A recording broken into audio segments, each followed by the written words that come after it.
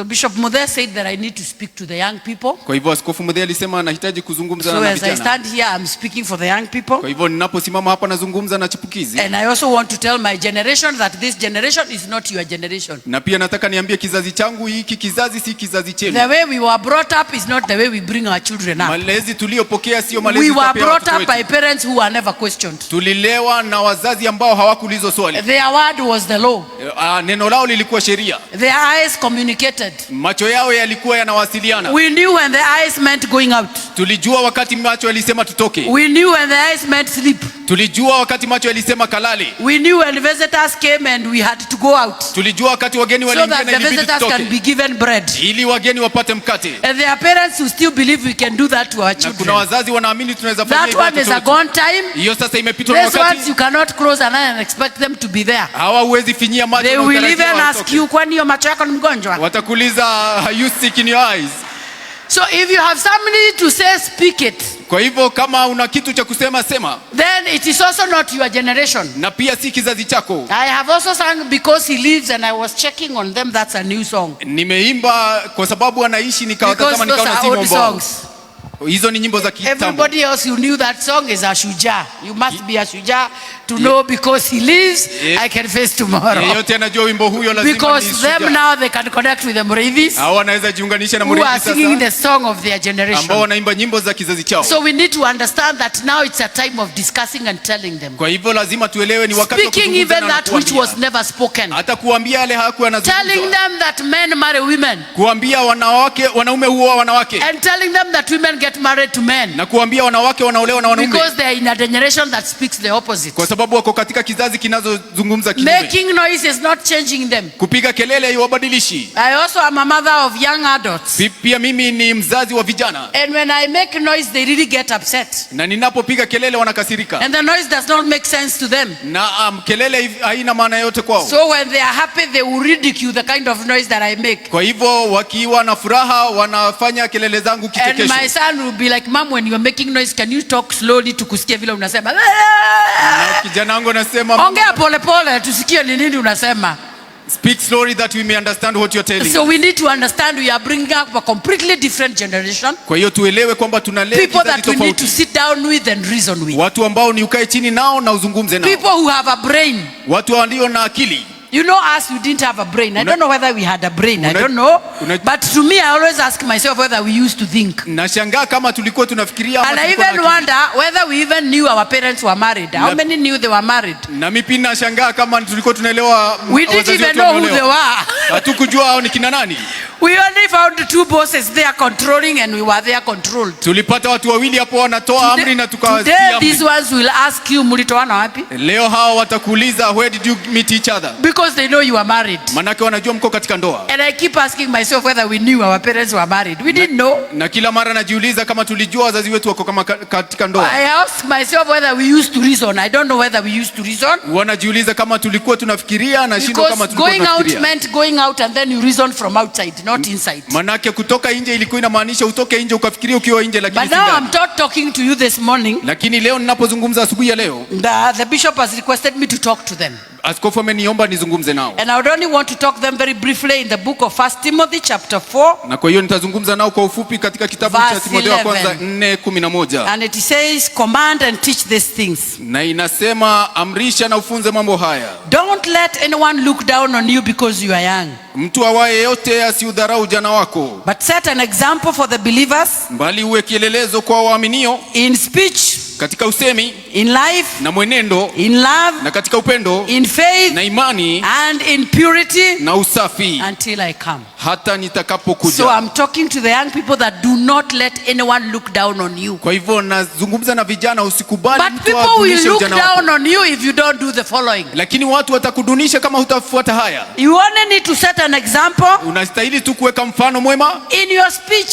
Katika mazungumzo yako. As you speak, let you be that person that command respect. Unapozungumza wacha mazungumzo yako yawe ya kiheshima. When we saw our young people here, teenagers speaking, tunapoona chipukizi hapo wakizungumza, we listened to them. Huwa tunawasikiliza. Some of us don't give them an opportunity to speak. Baadhi yetu hatuwapatii nafasi wazungumze. Because you have a face value that you look at them and you demonize them. Manake unamtazama uso wa mtu unampa dhamana yake. Look at the young man who sang like an angel here. Tazama kijana ameimba kama malaika hapa. And he has shaved part of his hair. Na amenyoa sehemu fulani ya nywele zake. And has left some part here. Na baadhi ya nywele imebakia hapa juu. To some very good Christians that is not godly. Kwa Wakristo, baadhi ya Wakristo wazuri hiyo si ya Mungu. Lakini katika when you allow him to speak, unapomruhusu aongee, he tells you there's something more in him. Atakwambia kuna kitu zaidi ndani yake. The hair that you are judging. Kuliko nywele ambayo unahukumu. It is not your hair. Si nywele yako. It is not a hair of your time. Si nywele ya wakati wako. It is a hair of their day. Ni nywele ya wakati wao. So allow them to be. Kwa hiyo waruhusu wawe hivyo. So when the boy started singing, kwa hivyo kijana alipoanza kuimba, you could tell what is in him. Ungeona kile kiko ndani yake. But what do mothers say? Lakini mama wanasema nini? Hiyo nywele. Hiyo nywele. Inaniaibisha hiyo nywele. Ugeta ujabithia. Umeamua uniaibishe. To who? Unaambia nani sasa? Ni nani anakuaibisha kwa nani? Who is ashamed? So let us allow them to be. Maybe we can give some panel beating, but let them be who they are because this is their time. Waruhusu wawe vile walivyo. So when he gave the speech, you could tell this boy knows who he's talking about. Kwa hivyo alipotoa sauti ungesema huyu kijana anajua kile anazungumza kuhusu. When I listen to your bishop, because me I have a sense of listening to sober men of God. Ninapomsikiliza askofu wenu manake mimi wafuatao watu wa Mungu wanao. He doesn't need to tell me that he's a father of faith. Hahitaji kuniambia kwamba yeye ni baba. He will only speak and he live his life, and even all of us in Kenya will speak this is a man of God. Atazungumza na wote Kenya tutajua huyu ni mtu wa Mungu. In politics. Na hata katika siasa mahali nilipo. He is one of the most distinguished. Yeye ni mmoja wa wale ambao wana tofauti. And even when politicians speak. Na hata wanasiasa wanapozungumza. They can always tell. Wanaweza sema kila mara. Huyo ni mtu wa Mungu. That's a man of God. Even that one is a man of God. Hata huyo ni mtumishi wa Mungu. Usione kakara. Huyo sasa ni vituko. Usione wa Gai. Huyo ni wa Mungu. Usione wa Gai. Huyo anamjua Mungu. Because when you speak, you tell people who you are. Unapozungumza watu wanajua wewe ni nani. So when we listen to our children. Kwa hivyo tunapozungumza sikiliza watoto wetu. And even we are telling them, let your speech speak for you. Na hata tunawaambia wacha maneno yako yakutetee. When you are speaking to people. Unapozungumza na watu. When you are addressing the bishop. Unapozungumza na maaskofu. When you are addressing mama askofu. Unapozungumza na mke wa askofu. When you are addressing our singers. Wakati unazungumza juu ya waimbaji wetu. When you are addressing Mrs. So and so. Wakati unazungumza juu ya fulani fulani. The way you speak speaks of who you are. Vile unaongea and you start commanding respect young as you could be. Na unaanza kupata heshima hata ukiwa mdogo. Manake maneno yako yanakutetea. And the other one is saying once you are in speech, and then the other one is in life. Na hiyo ingine inasema katika maisha. In the life that you live as a Christian. Katika maisha unayoishi kama Mkristo. You tell us who you are. Utatuambia wewe ni nani. So I'm talking to our young people. Kwa hivyo nazungumza na chipukizi wetu. Live a life that speaks who you are. Ishi maisha yanayosema wewe ni nani. Live a life that defines you. Maisha yanayokufafanua. That even when people are told there was something funny that was happening in Kiambu town, they will not suspect you to have been there. Hata watu wakiambiwa kuna vituko vilivyokuwa mahali if they are told you are there, they will speak for you. Na wakiambiwa ulikuwa pale watakutetea. They will say anybody else can be there but not Mike. Watasema wengine wanaweza kuwa pale lakini si Mike. Because in his life he has distinguished himself as a believer. Kwa sababu katika maisha yake kuna tofauti kama Mkristo. So and you want to be respected, live a life that is commanded. Kwa hiyo kama unataka kuheshimiwa, ishi maisha ambayo yana heshima. Speak for you. Kwa sababu itakutetea. And number 3 is in love. Na 3 ni katika upendo. Agape love. Yani upendo wa Mungu. Your love for God. Upendo wa kumpenda Mungu. Your love for people. Upendo wa kupenda watu. Your love for the people you live with. Kupenda watu unaoishi nao. The boy that was also here, I don't know whether it is the same one. He said before I leave this place I want to introduce my mother and my father. Alisema kabla nitoke hapa na watambulisha wazazi wangu. That speaks volumes. Hiyo inasema mengi. There are children who will not talk about their mother and father. Kuna watoto watazungumza juu ya wazazi wao. Because the mother and father becomes Christians on Sunday. Manake wanakuwa Wakristo Jumapili. But the rest of the days they are not. Siku zingine hapana. The other day I attended a retirement of one of our lay leaders in our church. Majuzi nilienda katika sherehe ya mapumziko ya kustafu ya kiongozi wa kanisa letu. And his firstborn daughter is a bishop in the Deliverance Church. Na mzali wake wa kwanza ni askofu kanisa la Deliverance. And this girl stood and said. Na huyo msichana akasimama akasema. In as much as I am a preacher in the Deliverance Church. Hata kama mimi ni mhubiri kanisa la Deliverance. My father. Baba yangu. The father that we saw in church. Baba tuliyemuona kanisani is the same father that we were with at home. Ni yule baba tuliyekuwa naye nyumbani. And so today I can come for my father's retirement. Na kwa hiyo leo hii naweza kuja kwa sherehe ya kustaafu kwa babangu. I serve and I love the God of my father. Na niseme namtumikia na nampenda Mungu wa baba yangu. So when that boy stood here and said, let me introduce my mother and my father. Kwa hivyo mvulana aliposema acha niwatambulishe wazazi wangu. That also speaks volumes. Hiyo pia inasema mengi. It tells you the God that I believe in is the God of these people. Inakwambia Mungu ninayemwamini ni Mungu wa And watu this is where hawa. I also tell mothers, let your children know you are God. Na hapa ndio naambia kina mama acha watoto wako wajue Mungu wako. Men believe in the God of their mother. Wanaume wanaamini katika Mungu wa mama yao. A majority of these men here will tell you they believe in the God of their mother. Wengi wa wanaume ambao unaona hapa watakwambia wanaamini katika Mungu wa baba yao. Men don't know new songs. Na ndio maana wale wanaume hawajui nyimbo mpya. They know the song the mother sang. Wanajua wimbo ambao mama yao alikuwa anaimba. Every man will know that. Every Kikuyu man will know that one because the mother sang that one. Kwa sababu mamake aliimba huo wimbo. Ega waku mwadhani nonde dako hayato mage gwede mono. Every Kikuyu man will know that song because the mother sang it. Wanaume wote wa Kikuyu watajua huo wimbo manake mamake aliimba. Ni kabila gani? Kuna Wajaruo huku? Ya. Wako? Wapo. By show of hand.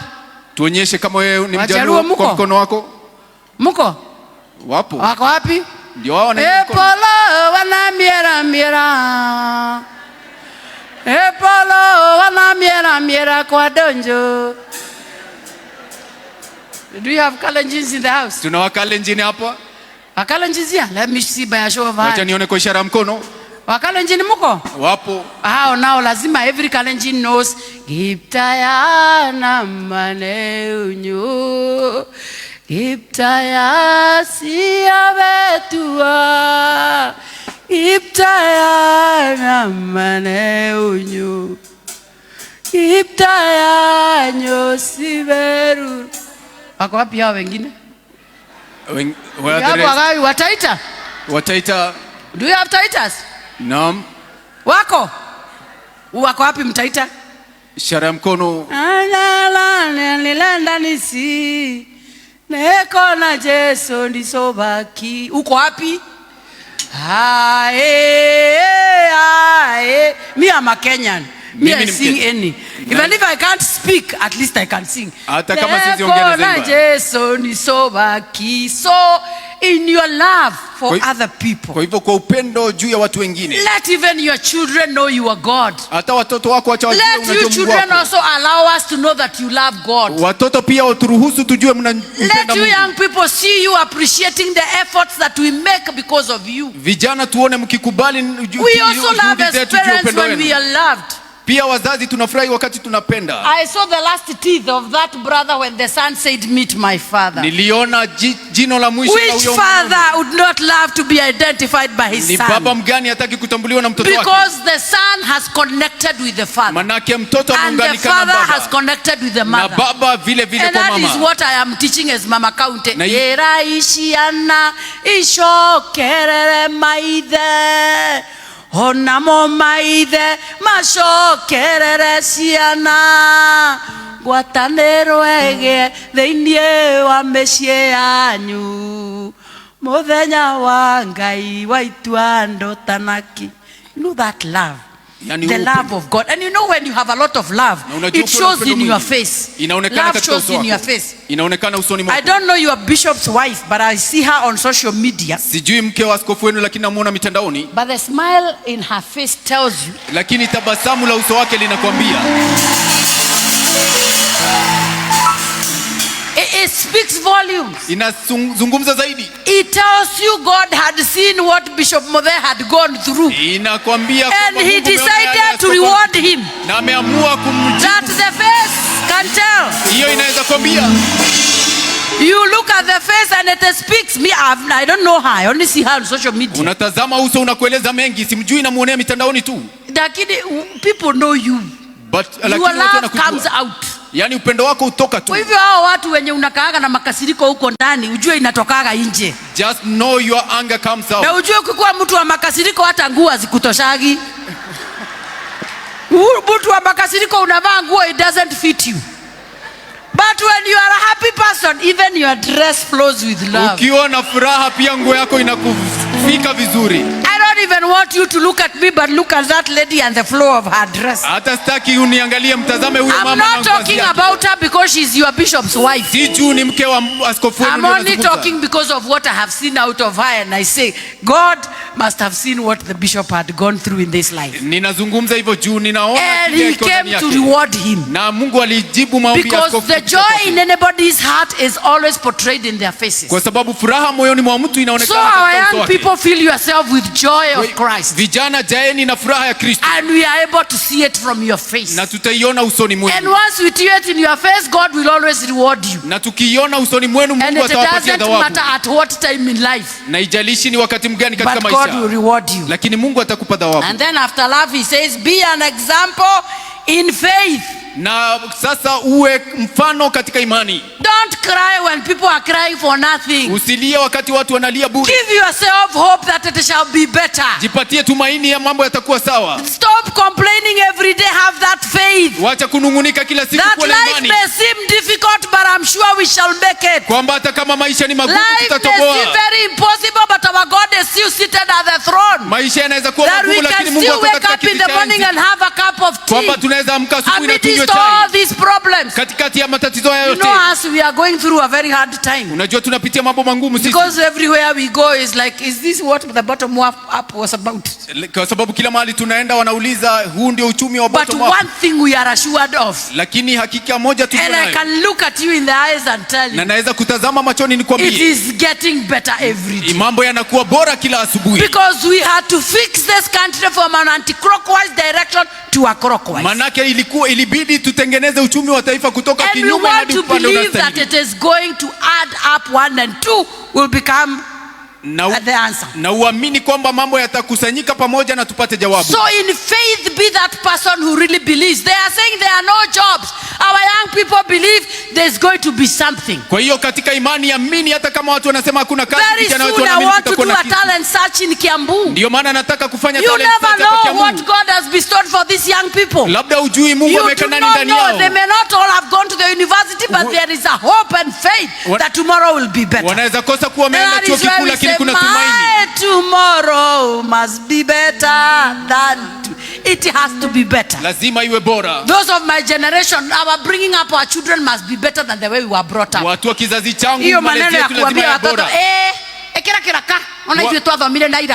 They are not you. Kuambia weke nguo kiraka au si hao. They cannot go to school with a kiraka. Hawezi enda shuleni na nguo ina kiraka. We went with the same because all of us were the same. Sisi tulienda we went without shoes because all of us didn't have shoes. Tulienda bila viatu maana wote tulikuwa na viatu. But now you need to make a sacrifice to buy a good shoe. Lakini sasa lazima ujitolee ununue kiatu. You got to make a sacrifice to buy a new sweater. Lazima ujitolee ununue sweta mpya. You got to make a sacrifice to buy a neat shirt. Lazima ujitolee ununue shati nzuri. So that you prove yourself a father and mother. Ili udhibitishe wewe ni baba na mama. In the faith, then they are able to make it. Hata katika imani the country is saying that things are very bad. Taifa linasema mambo ni mabaya. But opportunities are coming. Lakini fursa zinakuja. The other day I am in the education committee in parliament. Majuzi nilikuwa katika kamati ya elimu kwenye bunge. And the other day I got some few TSC forms. Na majuzi nikapokea fomu za TSC. And I think that day I only got 3. Na nadhani siku hiyo nilipokea 3 tu. And because of the many times the bishop keeps calling me, I remembered, can I give 1 to Bishop Mathe? Na kwa sababu ya mara nyingi askofu anaendelea kupiga, nikakumbuka nipe moja. Then I call him very late in the night and I tell him, Bishop, I need 1 person to be employed by the TSC. Kwa hiyo nikampigia usiku sana, nikamwomba mtu mmoja nipe nafasi. Isn't this man a father? In 20 minutes he had given me the name. Na nikasema huyu ni baba kweli. Dakika 20 alikuwa amenipa. And the following day I called. Na siku iliyofuatia nikapiga simu. I thought I would get the letter today. Unfortunately, I'm getting the letter next week to see where the boy has been posted as a teacher. Nilidhani nitapokea barua leo, lakini nitapokea wiki ijayo kuona mahali alitumwa. I saw a father who carries the burden of his church on his shoulders. Kwa hiyo niliona baba anayebeba kanisa lake miguuni mwake. And you see, maybe that boy also had faith that one day I'll be employed by TSC. From where? I do not know. Na unaona so maybe Bishop Muthe, the one good reason maybe that made me go to that parliament is to get your boy a teeth. Labda sababu moja hapo kwa nini nilienda bunge ni kumpatia nafasi ya ajira. And God will do things for some reasons you do not understand. Na Mungu atafanya mambo kwa sababu tusielewa. So maybe the faith that was in that young man is what made the bishop remember him. Labda imani iliyokuwa ndani yake. And he knew he would get a candidate. Ilimfanya askofu amkumbuke na ilikuwa moja tu na ikampa nafasi. So I am encouraging our young people. Kwa hivyo nawatia moyo vijana wetu. You may be jobless today. Unaweza kuwa huna ajira leo. Continue praising God. Endelea kumsifu Mungu. Continue worshiping God. Endelea kumwabudu Mungu. Continue living a straightforward life. Endelea kuishi maisha mazuri. Continue keeping your faith. Endelea kuinua imani yako. Tomorrow will shine. Kesho yako itang'aa. And it will be better than today. Na itakuwa bora kuliko leo. And finally the same Timothy. Na hatimaye kitabu cha Timotheo. Speaking to Paul again speaking to Timothy. Paulo akizungumza na Timotheo tena. Tells him that finally be an example in purity. Anamwambia hatimaye uwe mfano mwema katika usafi. Kuwa msafi. Live maisha ya kawaida ya Mkristo. Live a Christian holy life. I was telling people the other day, some young people. Nilikuwa naambia vijana majuzi that in Kikuyu we say kwamba katika lugha ya Kikuyu tunasema a goat is an animal. Yani mbuzi ni mnyama as long as it has a skin. Mradi tu ako na ngozi. But the moment the skin is removed, lakini akitolewa tu ngozi hivi, it becomes meat. Anakuwa nyama. So I am keeping on telling our young people and especially the girls. Kwa hivyo naendelea kuambia vijana wetu zaidi wasichana. Put your clothes on properly. Vaa vizuri. Because as long as you have the skin, you are still a goat. Manake mradi uko na ngozi wewe ni mbuzi. But the moment you remove it, mara tu ukitoa, then you become meat. Basi unakuwa nyama. So dress properly, and I've seen our girls here dressing properly. Kwa hivyo vaa vizuri, na nimeona wasichana hapa wamevaa vizuri. And coming to church with respect and honor. Wakija kanisani na heshima. Because you have seen even our girls coming to church almost half naked. Manake tumeona wasichana mahali wanaenda kanisani karibu uchi. Na nguo umerarua zote huku nyuma.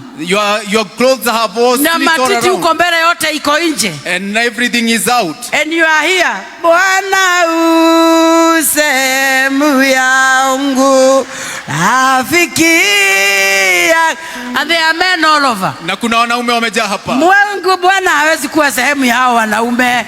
Sehemu yao itakuwa hapa. Na sio kupenda kwao. That is creation. So why are you distracting them? They came to church. Allow them to worship. Because this is a place of worship. Our girls, let us be pure. It pays to remain pure.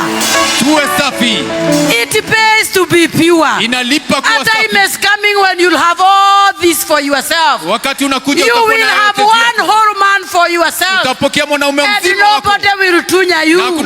He will all be yours. And you know the moment you keep yourself pure, that is the only time you are respected. Because those boys will keep saying, aka nikangumu sana. This one is very hard. But wait until they start saying, oyo neino romusi watu ginotana. Wacha waanze kusema sasa huyu ni mkarimu na kila kitu. And you destroy yourself. Na unajiharibu wewe mwenyewe. So in purity our girls remain pure. Kwa hivyo katika utakatifu not just our girls, even our boys. Sio vijana wasichana tu, lakini wanaume pia. Kama msafi. Because it pays to. Manake inalipa kuwa msafi. I wasn't the preacher of the day. Mimi sikuwa mhubiri wa leo. But Paul, lakini Paulo spoke all these words to Timothy. Aliambia Paulo maneno haya. And he told him, be an example in all these 5. Na akamwambia kwa mfano mzuri kwa haya matano. And the Lord will take you to the next level. Na Bwana atakupeleka kiwango kingine. So to all of us, let us all be those examples. Kwa hivyo sote tuwe mfano huu. So our young people, let no one look down on you. Vijana wetu usikubali mtu yeyote akudunishe. Because you become who you want to become. Manake utakuwa kile unataka. Can you be upstanding, our teenagers?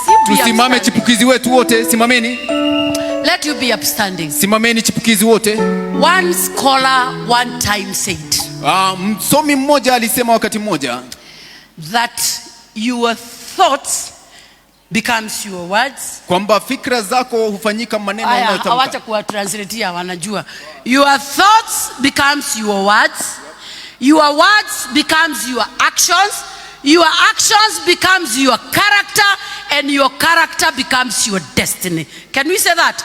Your thoughts becomes your words becomes your actions becomes and your character becomes so what you think about is what you talk. What do you think about is what you Google on your phones. What do you Google when you see your phones?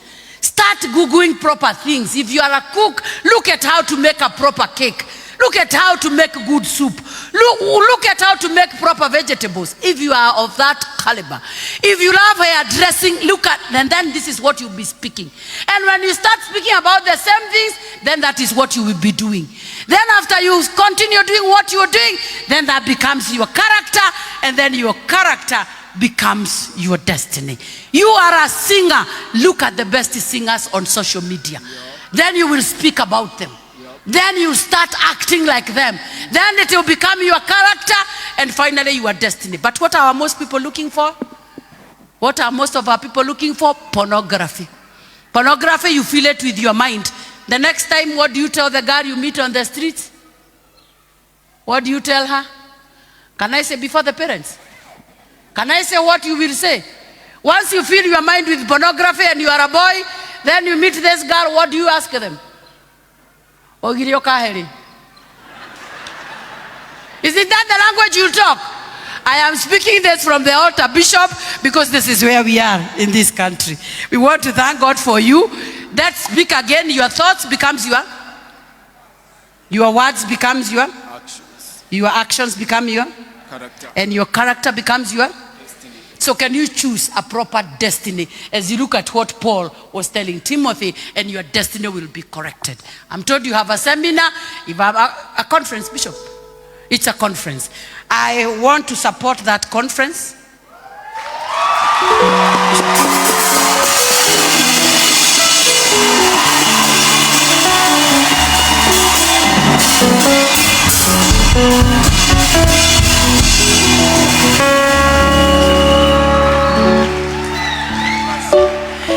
Thank you. I'm told there is a conference. I had come to give thanks with 20,000 shillings, but I can assure you I will want also to come and stand with that conference with 100,000 shillings.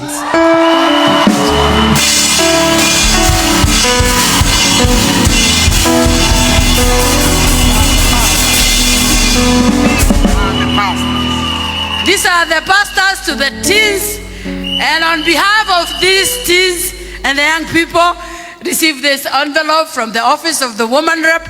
Soon I'm going to tell the bishop to welcome you to my office. You come for the 100,000 for the preparation of the conference. Thank you so much.